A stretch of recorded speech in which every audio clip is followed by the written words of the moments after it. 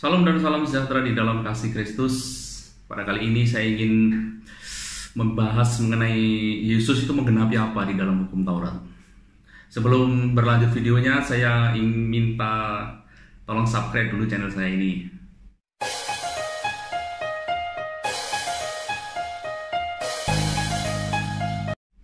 Terima kasih. Oke, mari kita baca di dalam Kejadian pasal 3. Adapun ular ialah yang paling cerdik dari segala binatang di darat dan dijadikan oleh Tuhan Allah. Ular itu berkata kepada perempuan itu, "Tentulah Allah berfirman, semua pohon dalam taman ini jangan kamu makan buahnya, bukan?" Lalu sahut perempuan itu kepada ular itu, "Buah pohon-pohonan dalam taman ini boleh kami makan, tetapi tentang buah pohon yang ada di tengah-tengah taman Allah berfirman, jangan kamu makan ataupun raba buahnya, nanti kamu mati." Tetapi ular itu berkata kepada perempuan itu, "Sekali-kali kamu tidak akan mati, tetapi Allah mengetahui bahwa pada waktu kamu memakannya matamu akan terbuka dan kamu akan menjadi seperti Allah, tahu tentang yang baik dan yang jahat." Perempuan itu melihat bahwa buah pohon itu baik untuk dimakan dan sedap kelihatannya. Lagi pula pohon itu menarik hati karena memberi pengertian. Lalu ia mengambil dari buahnya dan dimakannya dan diberikan juga kepada suaminya yang bersama-sama dengan dia, dan suaminya pun memakannya. Maka terbukalah mata mereka kedua dan mereka tahu bahwa mereka telanjang. Lalu mereka menyemat daun pohon ara dan membuat cawat. Ketika mereka mendengar bunyi langkah Tuhan Allah yang berjalan-jalan dalam taman itu pada waktu hari sejuk, bersembunyilah manusia dan istrinya itu terhadap Tuhan Allah di antara pohon-pohon dalam taman. Tetapi Tuhan Allah memanggil manusia itu dan berfirman kepadanya, "Di manakah engkau?" Ia menjawab, "Ketika aku mendengar bahwa engkau ada dalam taman ini, aku menjadi takut karena aku telanjang. Sebab itu aku bersembunyi." Firman-Nya, "Siapakah yang memberitahukan kepadamu bahwa engkau telanjang? Apakah engkau makan buah dari pohon itu yang kularang engkau makan itu?"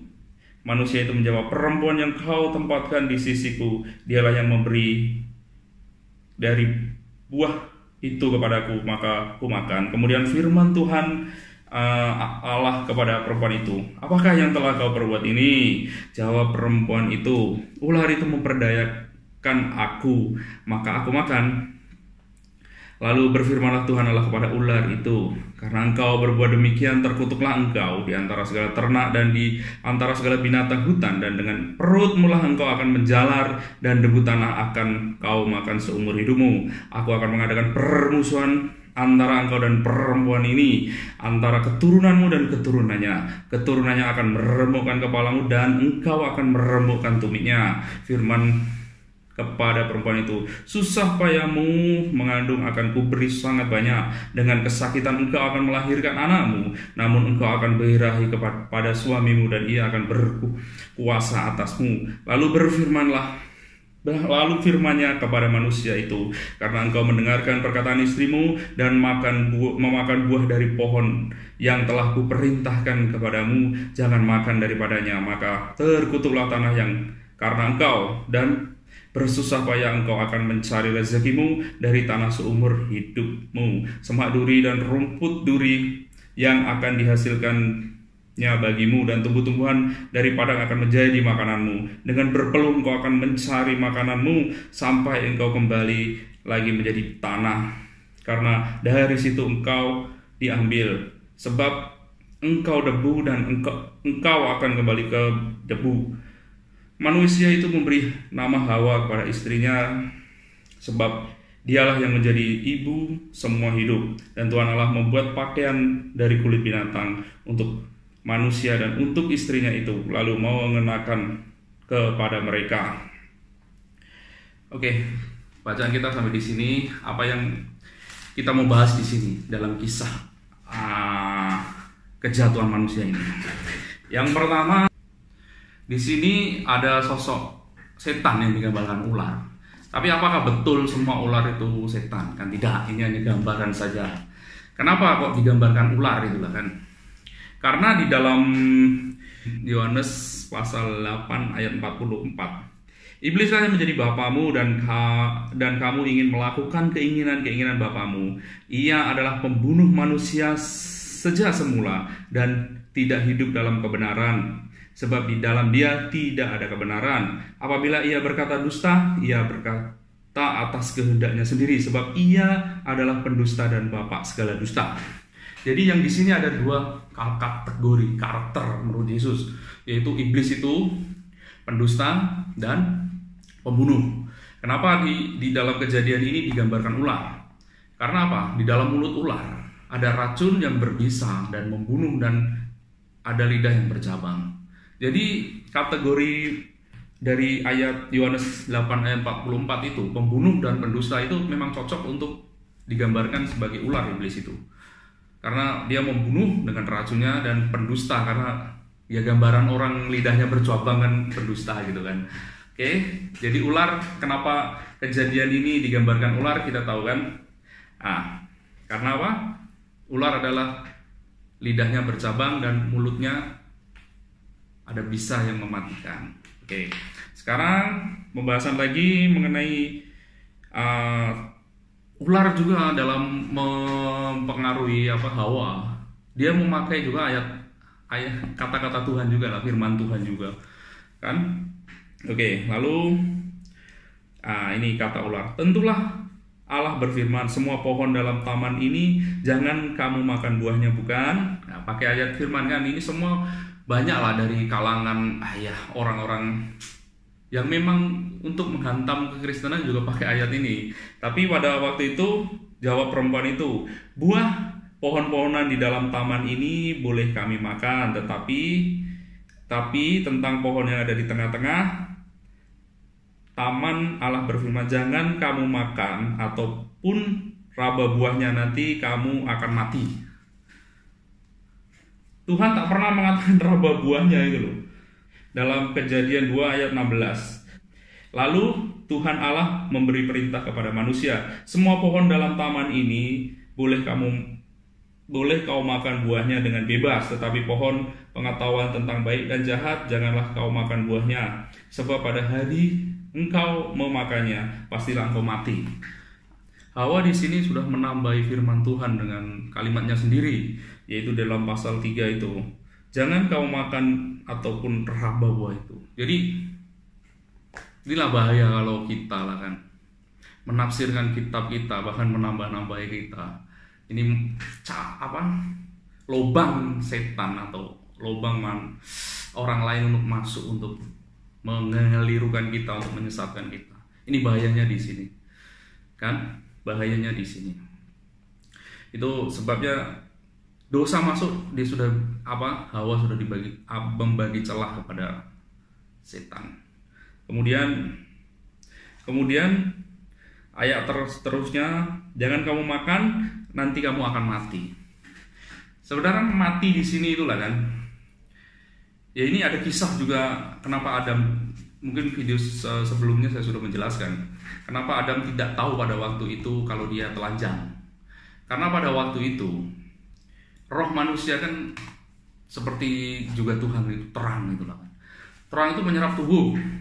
Makanya ya seperti terang kemudian dibalut tubuh, jadi terang itu terpancar. Makanya dia tidak tahu kalau dia telanjang. Itu roh itu masih bersambung daripada Tuhan, sumber hidup itu. Sumber hidup macam seperti telepon lah kan. Seperti telepon ada cas ini, dia sumber hidup sampai kapanpun dia akan menyala. Tapi ketika dia berdosa, ini mati yang dimaksud Tuhan itu, dia terputus ini sumber hidup ini. Seperti ini. Seperti terputus inilah. Makanya ketika dia terputus sumber hidup, roh dia sudah tidak bisa bercahaya lagi seperti Tuhan. Makanya dia baru tahu dia telanjang pada waktu itu, karena sudah mati. Tinggal limit saja lah, seperti baterai inilah. Kalau masih tersambung, dia sampai kapanpun akan menyala. Tapi kalau ketika dia mati ya sampai limit lah. mungkin berapa tahun yang boleh tahan, sampai tahan berapa puluh tahun, begitulah. Maksud dia mati itu kan mati secara rohani ketika terputus hubungan dengan Tuhan, bukan terus mati jasad itu loh, bukan mati jasad. Yang banyak orang menafsirkan ini mati jasad, karena orang sebelah kan tak apa. Yang pertama kita mati secara rohani, baru mati secara jasmani. Makanya untuk bisa kembali lahir baru lah kita sebut, untuk bisa, karena apa? Orang yang di dalam Kristen, orang yang lahir satu kali, yaitu lahir ibu saja, dia akan mengalami mati dua kali, yaitu kematian rohani tadi yang terputus hubungan dengan Tuhan, seperti ini. Dan yang kedua mati jasmani, karena ini adalah akibat dari dosa. Kita terlahir sesudah Adam berdosa, makanya kita akan mengalami akibat ini, akibat kematian ini dalam tubuh kita. Makanya untuk manusia bisa lahir kembali, lahir dua kali, makanya Yesus mengatakan baptis seperti apa? Seperti perbincangannya dengan Nikodemus itu. Oke. Mengenai mati, maksud mati adalah terputus hubungan dengan Tuhan. Ini saya jelaskan seperti ini.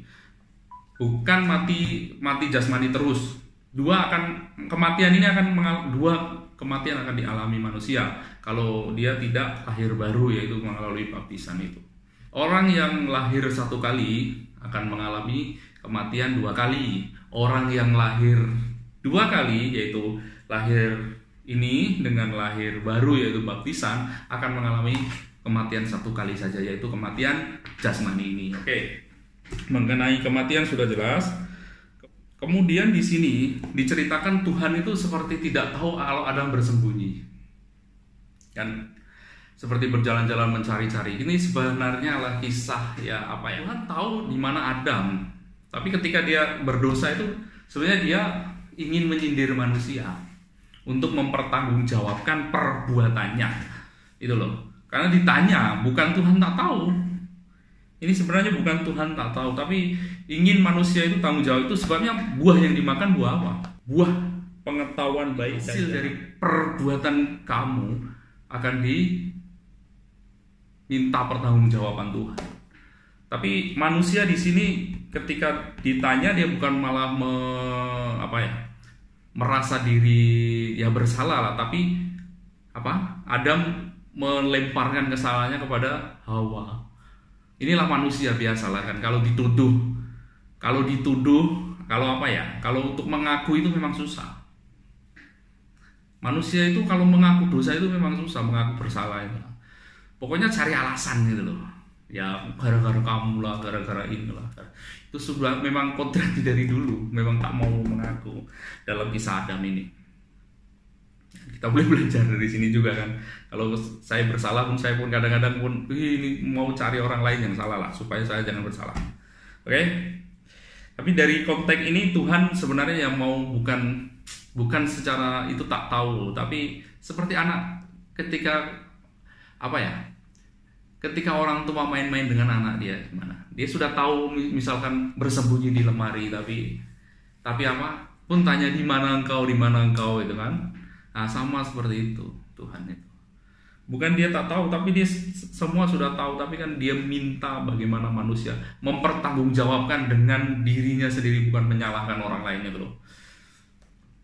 Biasa kita itu sebabnya di dalam Yohanes dia mengatakan, itu Yohanes 1 ayat 9. Jika kita mengaku dosa kita, maka ia adalah setia dan adil, sehingga ia akan mengampuni segala dosa kita dan menyucikan kita dari segala kejahatan. Ya itulah maunya Tuhan. Kita mengaku diri kita dosa. Mau mengaku diri, makanya buah yang dimakan adalah buah pengetahuan perbuatan. Kalau kau mau berbuat baik, hasil buahnya seperti ini. Kalau kau berbuat jahat, kau akan diminta pertanggungjawaban. Makanya kita mau berbuat baik atau berbuat jahat, semua diminta pertanggungjawaban itu. Oke. Kemudian dalam ayat 14 lalu berfirmanlah Tuhan kepada ular itu, karena engkau berbuat demikian, terkutuklah engkau di antara segala ternak dan di antara segala binatang hutan. Dengan mulutmulah engkau akan menjalar, dan debu tanahlah akan kau makan seumur hidupmu. Ini biasa kalau ditafsirkan orang lain kan, Tuhan ini salah ayat atau apa? Masa ular makanya debu tanah gitu kan. Nah ini sebenarnya pun kiasan juga. Ular itu kiasan, dan ini debu tanah itu pun kiasan juga. Seperti tadi yang saya ceritakan, ular itu ya perumpamaan tadi, dan ini debu tanah ini yang perutmu akan menjalar dan debu tanah akan kau makan seumur hidup. Jadi apa yang dimakan debu tanah itu? Ya manusia. Ya tujuan ular itu sudah ingin membunuh manusia, membohongi manusia, dan membunuh manusia. Debu tanah itulah kita sebenarnya. Bidikan utama ular itu bukan, ya kadang-kadang sekarang kalau saya lihat cara kerja setan lah kan, itu sebenarnya yang mungkin kita tahu hanya buat jahat buat kacauan ini. Tapi paling menakutkan adalah ketika dia bisa menguasai mimbar dengan ajaran sesat. Itu bidikan utama dengan otak kita. Itu kalau kita bisa dikuasai dan kita boleh naik mimbar sama gereja, itu lebih bahaya karena bidikan memang itu. Ya tujuannya ya satu, ingin supaya ikut di dalam penghukuman dia. Mari kita baca dulu di dalam Matius 25 ayat 41. Dan ia akan berkata juga kepada mereka yang di sebelah kirinya, enyahlah dari hadapanku, hai kamu orang yang terkutuk, enyahlah dalam api yang kekal yang telah disediakan untuk iblis dan malaikat-malaikatnya. Sebenarnya kalau bicara tentang api yang kekal ini saya sudah cerita itu kan. Yang kisah surga itu mungkin agak berbeda dari yang kesaksian itu. Anda boleh cek lah. Oke, mungkin cukup untuk untuk yang debu tanah ini sudah paham.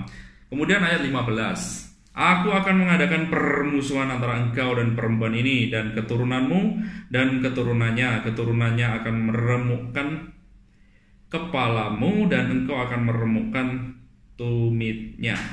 Jadi di sini Tuhan berjanji kepada manusia bahwa nanti akan ada keturunan perempuan yang akan meremukkan setan kepalanya itu. Yang ini kebanyakan secara umum diartikan meremukkan kepalanya. Setan mengajar dengan penyesatan. Nah, dengan meremukkan kepalanya itu kan setan adalah pembohong dan pendusta. Pokoknya secara ajaran sesat itu kan semua dari setan. Ya kan? Ya ini meremukkan kepala itu meluruskan kembali ajaran yang sudah ditabur oleh setan, yaitu ajaran sesat. Ya mungkin ada yang lain lah. Dan yang itu yang ular itu akan meremukkan tumitnya. Ini biasa semua lah. Saya banyak khotbah saya dengar, tumitnya adalah peristiwa salib pada waktu itu. Peristiwa salib. Jadi nanti ada seorang keturunan perempuan saja, bukan keturunan Adam dan Hawa, perempuan saja, Hawa, yang akan meremukkan kepala ular. Oke, bersambung lagi di dalam ayat 21. Dan Tuhan Allah membuat pakaian dari kulit binatang untuk manusia, untuk istrinya itu, lalu mengenakan kepada mereka. Jadi dengan Tuhan membuat pakaian dari kulit binatang, berarti waktu itu untuk menutupi dosa Adam ada suatu yang disebut membunuh binatang, yaitu kurban. Kurban itu kalau bahasa Arabnya itu artinya mendekatkan diri. Makanya satu-satunya cara karena orang berdosa untuk mendekatkan diri yaitu dengan berkorban. Makanya kurban dari zaman Adam jadi sistem ibadah pada waktu itu. Cara bagaimana mendekatkan diri dengan Tuhan harus berkorban. Nah, cara satu-satunya. Makanya Adam menyuruh Kain dan Habel apa? Kurban. Nuh juga kurban. Mesti ada Abraham juga kurban. Nah, jadi kurban sampai dilembagakan pada waktu zaman Musa. Jadi ibadahnya kurban itu bukan nyanyi seperti kita. Ibadahnya kurban itu inti daripada orang Yahudi pada waktu itu, karena ya untuk menutupi dosa dan untuk bisa mendekatkan diri dengan Tuhan ya dengan cara kurban. Anda boleh cek Google, kurban itu artinya apa? Mendekatkan diri dengan Allah, satu-satunya cara. Makanya dengan berkorban, yaitu untuk mendamaikan sifat daripada Allah, yaitu sifat kasih dan sifat adil. Adil menghendaki sekecil apapun dosa harus dihukum, sedangkan kasih menghendaki sebesar apapun dosa harus bisa diampuni. Cara satu-satunya ya korban ini. Korban ini adalah karena manusia lah yang berdosa, makanya menunggu korban manusia dengan gambaran dia ini seperti itu. Makanya Kain, ya semua sistem ibadah dalam Taurat kurban. Di dalam Ibrani mengatakan tanpa penumpahan darah tidak ada pengampunan. Nah, itu sebagai gambaran saja sebenarnya. Gambaran saja untuk menunggu korban yang sesungguhnya. Makanya ibadah dari, yaitu saya ceritakan tadi sampai Musa sampai itu, ya intinya korban, yang lain semua tambahan. Makanya firman juga, pemberitaan firman, pemberitaan nyanyi seperti Daud itu tidak masuk dalam ibadah korban ini. Ini yang satu-satunya ibadah yang ditujukan Tuhan, ya korban ini untuk mendekatkan dia, mendekatkan diri, cara manusia untuk mendekatkan diri dengan Tuhan. Dan pada waktu itu korban sampai zaman Yohanes, kurban itu digenapi oleh Yesus. Makanya Yohanes 1 ayat 29, inilah penggenapan kurban ini. Yohanes 1 ayat 29. Pada keesokan harinya Yohanes melihat Yesus datang kepadanya, dan ia berkata, lihatlah anak domba Allah yang menghapus dosa manusia. Jadi sistem korban ini digenapi Yesus satu ini. Korban ini digenapi Yesus satu. Ini sudah genap lah kan. Yesus sudah turun ke dunia, satu sudah genap. Sekarang kita bicara tentang perempuan. Kita tahu keturunan ular dan keturunan perempuan. Ya, keturunan perempuan kita tahu lah, Yesus kan yang tanpa sentuhan laki-laki, dia sudah lahir melalui Maria. Yesus adalah anak dari perempuan itu, yaitu Maria yang tanpa sentuhan laki-laki. Makanya dia di dalam perkawinan di Kana, di dalam Yohanes 2 itu, kata Yesus kepadanya, mau apakah engkau daripadaku? Ini sebenarnya bukan ibu, ini aslinya ya perempuan. Saatku belum tiba, itulah. Yesus ingin menunjukkan perempuan yang dimaksud itulah itu. Nanti ada suatu seperti kejadian tadi, ada anak keturunan dari perempuan itu, itulah Yesus. Sedangkan keturunan ular itu siapa pada waktu itu? Mari kita baca di dalam Matius pasal 3 ayat 6. Lalu sambil mengaku dosanya, mereka dibaptis oleh Yohanes di sungai Yordan. Tetapi pada waktu ia melihat banyak orang Farisi dan orang Saduki datang untuk dibaptis, berkatalah ia kepada mereka, hai kamu keturunan ular berludah, siapakah yang mengatakan kepada kamu bahwa kamu dapat melarikan diri dari murka Allah yang akan datang? Jadi pada waktu zaman Yesus itu keturunan ular itulah kan, orang Farisi dan orang Saduki yang ingin membunuh Yesus. Itulah keturunan ular dengan perempuan itu. Makanya dari cara berpikir Yahudi kan banyak yang dikritik Yesus. Makanya pendeta-pendeta itu ya kelasnya harus dikritik oleh Yesus, bukan seperti saya ini yang main di YouTube itu lah. Banyak kritik-kritik itu, kritik pendeta itu buat apa itu? Pendeta lawannya pendeta, macam seperti apa ya? Tuh Pak Niko dengan Pak Stephen Tong itu kelasnya sama. Yesus juga kelasnya sama dengan orang Farisi pada waktu itu. Pengajar dengan pengajar kan. Nah, makanya ya ada suara itu. Kalau saya yang mengkritik orang lain mungkin ya tak etis juga kan. Pendeta harus kelasnya pendeta, ya itu seperti itulah. Makanya jadi penggenapan mengenai keturunan perempuan dan keturunan ular itu sudah tergenapi, yaitu permusuhan ini. Makanya keturunan ular menyalib Yesus, dan Yesus mengkritik semua yang diajarkan yang sesat, yang mungkin tidak sesuai dengan Taurat pada waktu itu. Ya banyak yang menyeleweng kan dari orang Farisi dan orang Saduki pada waktu itu. Oke, dua, yaitu satu, kurban sudah digenapi yaitu Yesus. Yang kedua, keturunan perempuan itu sebenarnya kalau dilacak lagi kan, kenapa orang Israel dianggap umat pilihan? Apakah beda dari kita yang suku macam saya, suku Jawa? Sebenarnya bukan seperti itu. Yesus ingin melahirkan yaitu keturunan perempuan dan korban ini dalam suku ini. Bukan suku inilah. Tapi dalam janji dia, karena Tuhan itu kan memilih manusia pada waktu itu. Yang pertama diberi janji itu Hawa, perempuan sama Adam sama Hawa. Kemudian Abraham. Kemudian di zaman Musa sebenarnya lah kan. Di zaman Musa itu sebenarnya Tuhan sudah marah. Di zaman Musa itu sebenarnya Tuhan sudah marah dengan umat Israel. Bahkan pada waktu itu mau dikasih Musa. Bahkan janji itu kan, janji keturunan yang akan melahirkan Mesias itu mau dikasih Musa. Kan Abraham kemudian diberkatkan kepada Iska kepada Yakub dan sampai seterusnya. Itu bukan dipilih untuk ya menjadi beza lah, tapi untuk melahirkan sang inilah keturunan perempuan ini kurban ini yang kita sebut Mesias. Untuk melahirkan Mesiasnya yang akan menjadi orang yang diurapi, yang akan menolong manusia dari dosa, dari segala hal ini. Nah, kemudian pada zaman Musa Tuhan marah kan pada waktu Israel mau menghantam habis kan. Mari kita baca di dalam Keluaran 32 ayat 9 sampai 10. Lalu firman Tuhan kepada Musa, telah kulihat bangsa ini dan sesungguhnya mereka adalah suatu bangsa yang tegar teguh. Oleh sebab itu, biarlah aku supaya murka-Ku bangkit terhadap mereka dan aku akan membinasakan mereka. Tetapi engkau akan Kubuat menjadi bapak segala bangsa. Tapi ketika ini, Musa tak mau.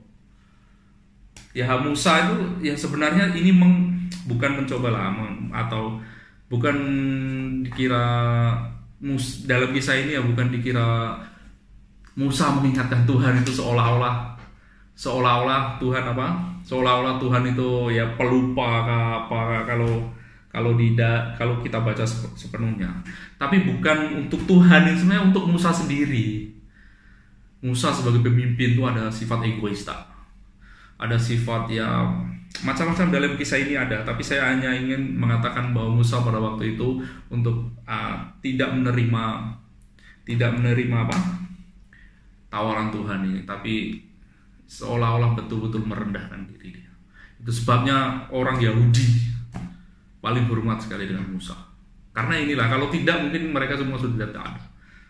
Hormat sekali dengan Musa. Itu yang menyebabkan. Oke. Kemudian Musa tak mau. Kemudian sampai Daud ya Mesias itu nanti akan jadi raja. Tapi Musa sebelum itu kan sudah janji nanti akan keluar nabi seperti dia. Kalau ada senang, lihatlah video saya tentang Mesias itu. Nah kemudian Daud dia janji akan keturunan dia yang akan menduduki tahta. Berarti satu tadi Nabi Musa, yang kedua Daud ini untuk menggenapi sebagai raja, yaitu Mesias itulah orang yang diurapi ketika ini. Jadi ketiga ini digenapi oleh satu yang disebut Yesus. Jadi penggenapan di dalam hukum Taurat itu ya tadi kurban digenapi, keturunan ular itu digenapi, keturunan ular dan keturunan itu digenapi, keturunan perempuan digenapi, dan ya keturunan itulah janji kepada Abraham, janji kepada Musa, janji kepada Daud, semua digenapi. Ya intinya ya itulah, intinya kurban tadi. Makanya dari Kejadian sampai zaman Yohanes itu disimpulkan oleh satu kalimat oleh Yohanes, dialah anak domba Allah yang akan menghapus manusia. Karena dosa itu adalah ketidaktaatan. Mari kita baca di dalam Roma 5 ayat 19. Jadi sama seperti oleh ketidaktaatan satu orang semua orang telah menjadi berdosa, demikian pula oleh ketaatan satu orang semua orang menjadi orang benar. Tuh. Jadi Yesus mengajar juga untuk menggenapi ketaatan ini yang tidak, ya dengan ketaatan itu kan dia mati disalib itulah di Taman Getsemani itu. Saya ada cerita mungkin di video lain kan, Getsemani adalah Taman Eden itu. Nah, mungkin mari kita baca di dalam Filipi pasal 2 ayat 8. Dalam keadaan sebagai manusia, ia telah merendahkan dirinya dan taat sampai mati, bahkan sampai mati di kayu salib. Mengenai penyalipan juga, kenapa Yesus disalib, saya juga ada videonya juga. Jadi ya ini untuk menggenapi Mesias inilah. Makanya dia mengatakan di dalam Matius 15 ayat 24. Jawab Yesus, aku diutus hanya kepada domba-domba yang hilang dari umat Israel. Jadi Mesias yang dijanjikan apa ya? Kalau perempuan itu yang dijanjikan keturunan perempuan itu kan universal, semua manusia. Tapi untuk Mesias kan yang dijanjikan ini kurban dan perempuan itu dijanjikan Tuhan untuk universal, semua orang. Tapi tentang Mesias ini yang dijanjikan untuk orang Yahudi. Makanya dia mengatakan, aku diutus hanya kepada domba yang untuk umat Israel saja itu. Paham? Kita sebagai orang Kristen dan orang yang percaya kepada Yesus, ya, cara mendekatkan diri mendekatkan diri kepada Bapa ya melalui Yesus. Makanya ibadah orang Kristen itu kalau tak ada Yesus tidak ada artinya. Karena penggenapan dari kurban dan penggenapan dari keturunan perempuan itu yang akan mengalahkan setan. Makanya Tuhan bukan memilih bangsa Israel itu berbeda dengan kita itu loh, tapi untuk melahirkan sosok ini dengan dididik dengan agama yang memang luar biasa. Tapi ya beda juga kan, kadang-kadang orang Yahudi akan lebih maju pikirannya. Karena apa? Di sananya kalau dia tak maju mau bagaimana? Semua bangsa Arab tidak suka sama dia. Seperti Singapura coba, mesti maju sendiri. Karena apa? Karena semua tepi sebelah negara kan bila kalau perang pun boleh hantam Singapura, demikian juga Israel. Saya pernah dengar itu di dalam TV One kalau tak salah, tidak ada yang ditakuti kan bangsa Indonesia itu. Tuhan pun tidak takut, tapi di Singapura yang ditakuti yang sebelah bangsa seperti Yahudi juga. Makanya dia harus berpikir lebih. Itulah kenapa bangsa Yahudi itu pandai berpikir, karena ya memang hidupnya seperti itu. Nah, jadi kita tahu penggenapan Yesus itu kan menggenapi tadi korban, perempuan dan Mesias. Yang korban itu kan sudah dijelaskan dan mungkin cukup sekian. Kalau ada pertanyaan atau di komen saja lah ya. Terima kasih, Tuhan memberkati dan semoga menjadi berkat.